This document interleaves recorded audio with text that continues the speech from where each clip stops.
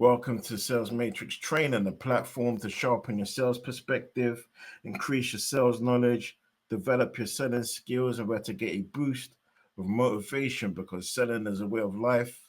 Selling produces commissions. Selling is a way of life. Persistence leads to greatness. Selling is a way of life. Spiritual truths are universal. Selling is a way of life. Corporate business is the answer. So, in today's episode, we'll be doing a straight line analysis on this blog post I picked up.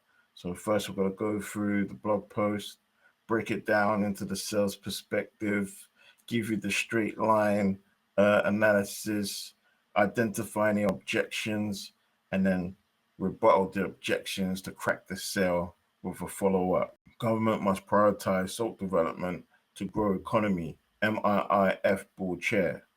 Professor Douglas Boateng, board chairman of the Minerals Income Investment Fund, MIIF, has underscored the potential of salt as a transformative commodity for Ghana's economy. Professor Douglas Boateng, board chairman of the Minerals Income Investment Fund, MIIF, has underscored the potential of salt as a transformative commodity for Ghana's economy. He noted that if properly developed, the resource could drive industrialization, create sustainable jobs, empower communities, and foster higher value industries.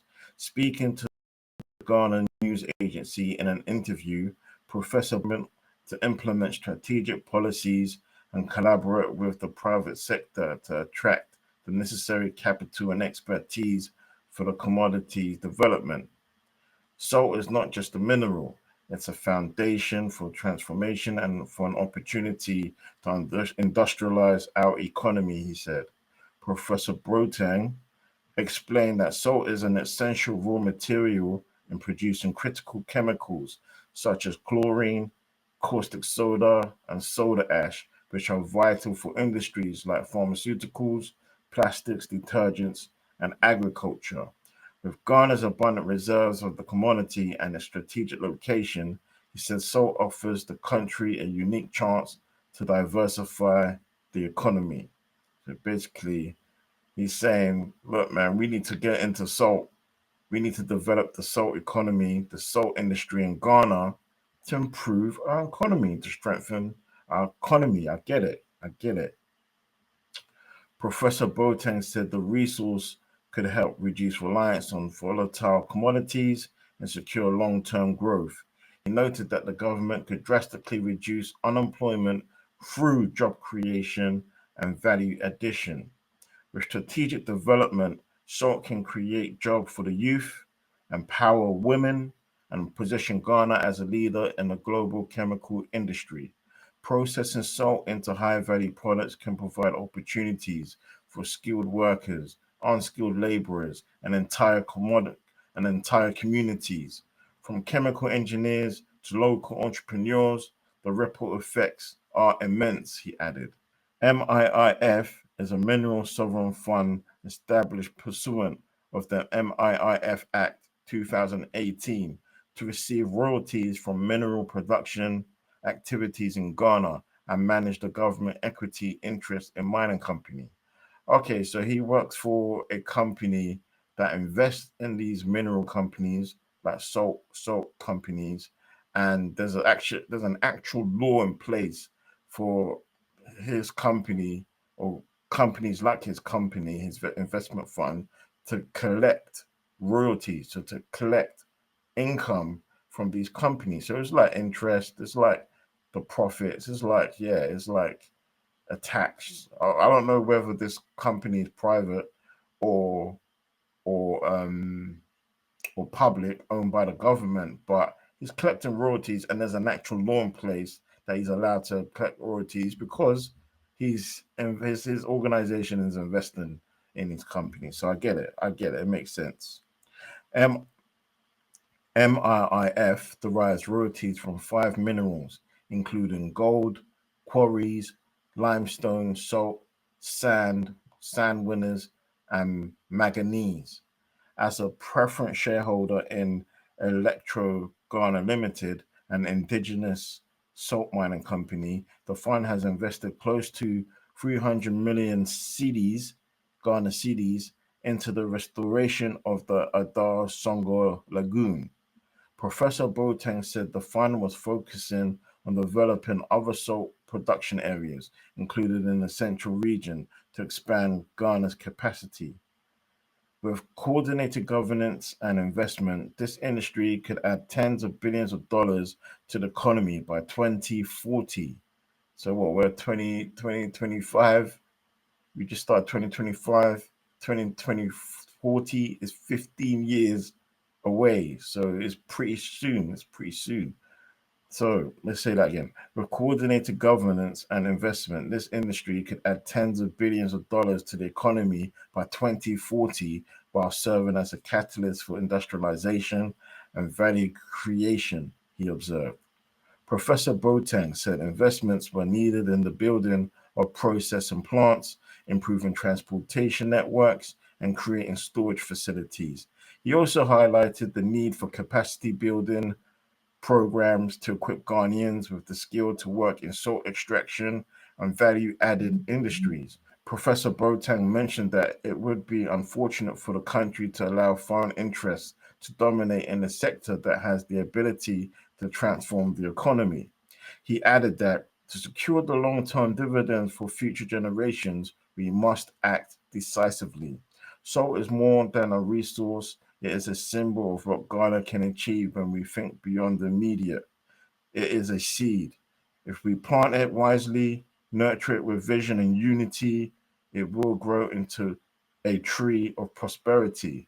Its branches will offer shade to generations yet unborn. Okay, so that's the statement. He gave it to you in poetry form.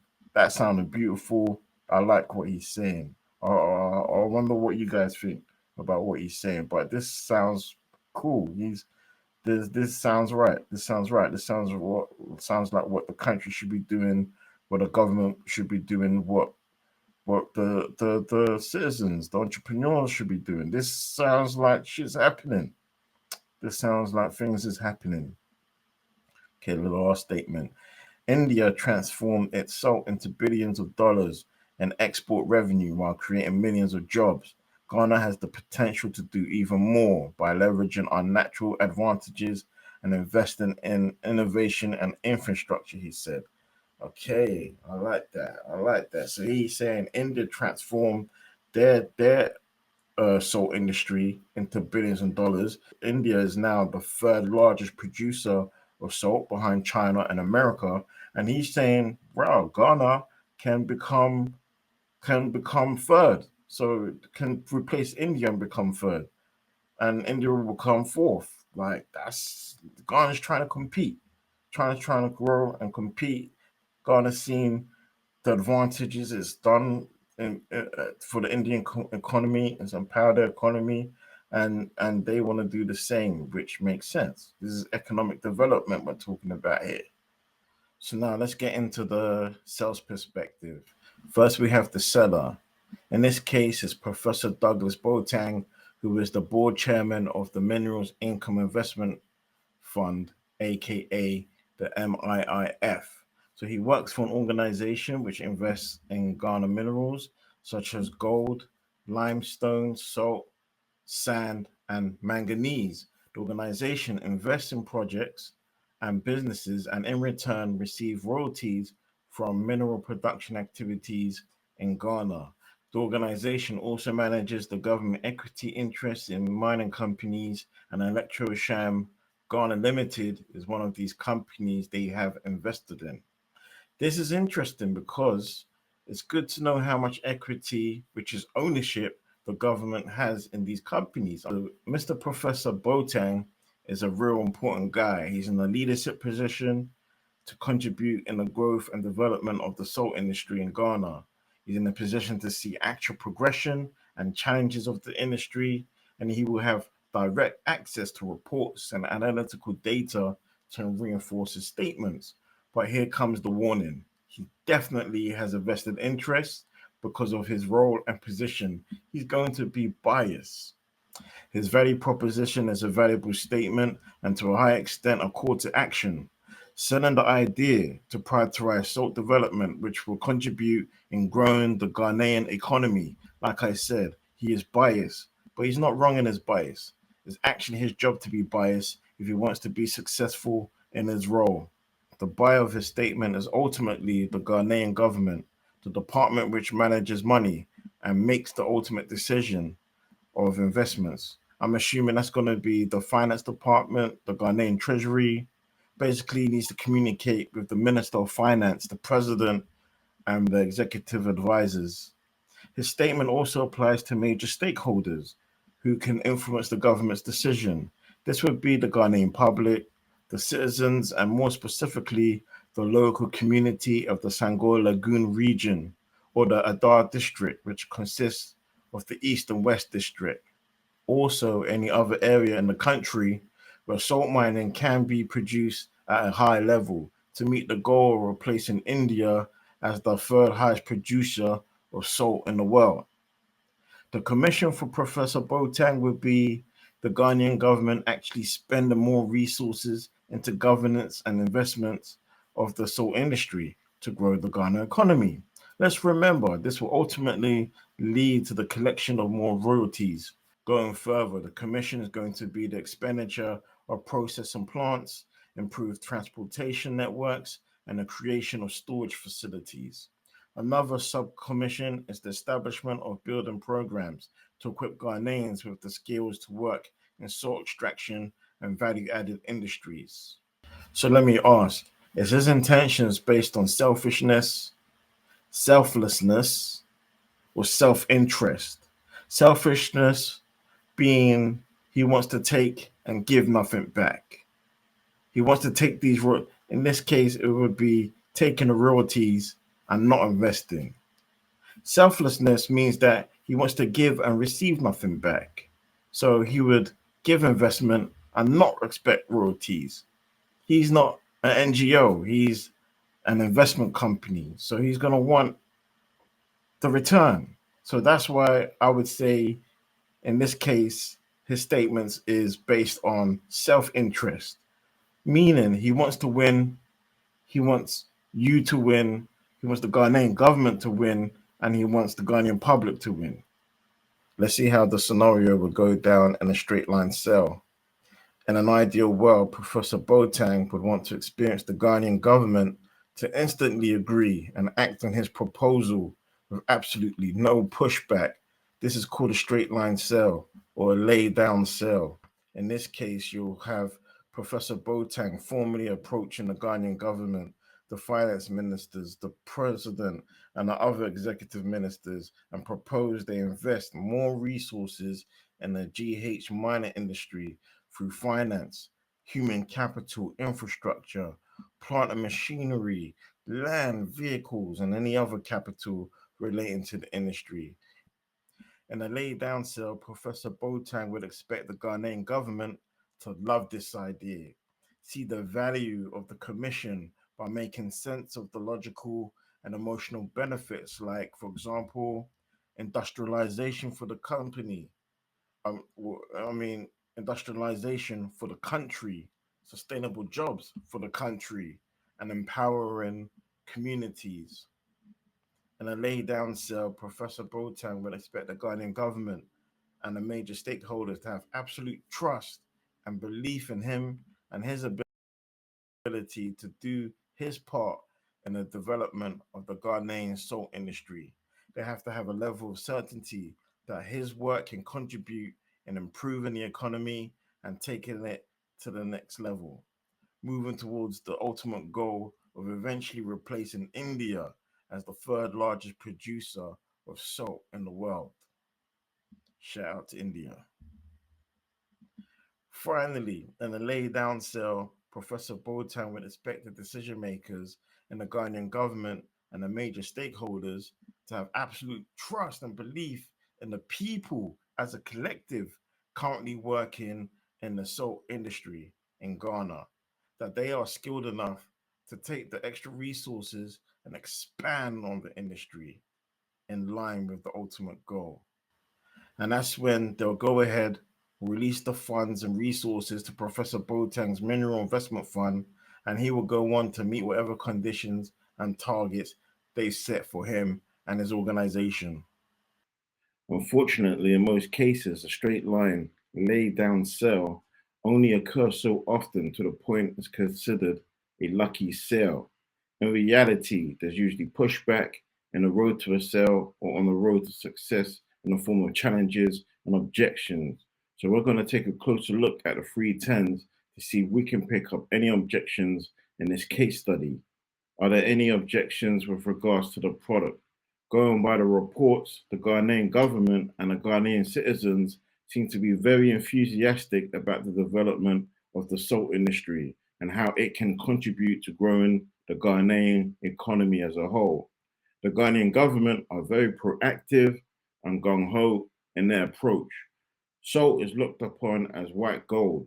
And like I've been saying throughout this video, they want to build up the industry to be better than India, which is currently the third highest producer of salt in the world after China and the United States of America. Are there any objections with regards to the person, as in Professor Boateng? Honestly, not much is known or has been researched with regards to the professor. But if I was in the position of the Ghanaian government, this decision would depend on his performance as chairman. We'll be looking at his analytics, his key performance indicators, whether he's been hitting his targets, has he been reaching his and collecting royalties or not, how much royalties has been outstanding as a leader, has he been producing and delivering.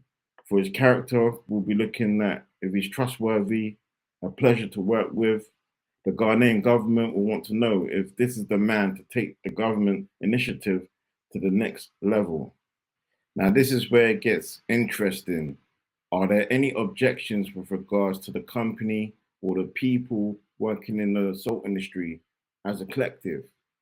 So the collective group is going to consist of the branch of government tasked to develop the salt industry, which is separate from the branch of government making the decision to invest in the salt industry. So they're making an executive decision. Then you've got Professor Boateng's company, the Minerals Income Investment Fund, aka the MIIF.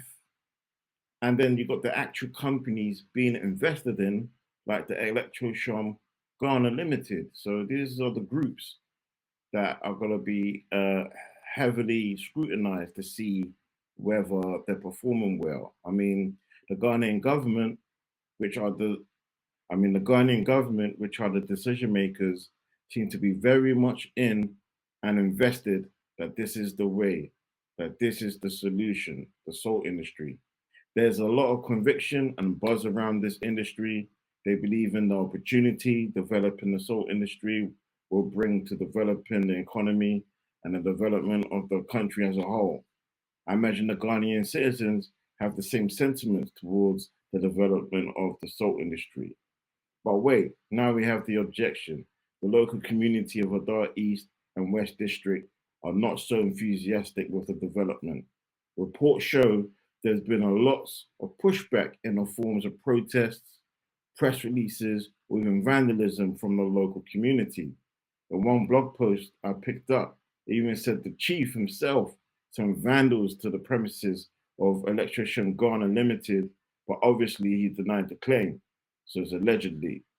But let's get deeper into the objection. The root of the objection is because the Songo Lagoon is an ancestral land with a strong heritage for the local people in the community, and salt mining is a vital resource for their livelihoods. The conflict traces back to the year 2020, where Parliament made a decision to grant Electrosham Ghana Limited a 15-year lease covering 42,000 acres of the lagoon. Okay, let's scan 10 possible reasons why they haven't closed the local community. Number one, they never attempted to close. I don't think that's the case here. They're definitely trying to close the local community. Number two, pressure is perceived as a bad thing. I don't think the Ghanaian government has any issue of applying pressure on the local community to see things their way. Number three, unwillingness to deal with emotions. I think part of the problem is the Ghanaian government hasn't fully resolved satisfying the emotions of the local people. But I have to say, in cases like this, only time can heal the emotions of the people when gentrification is happening in the community. Number four, lack of belief in a product or service. In this case, I don't see no doubts in the belief of the benefits of the salt industry. Number five, an incorrect estimation of effort. Yeah, maybe there was an incorrect estimation of effort. Could the Ghanaian government have done more to ease the pain? I don't know. What do you think? Number six, being reasonable. Is the Ghanaian government selling or have they been sold?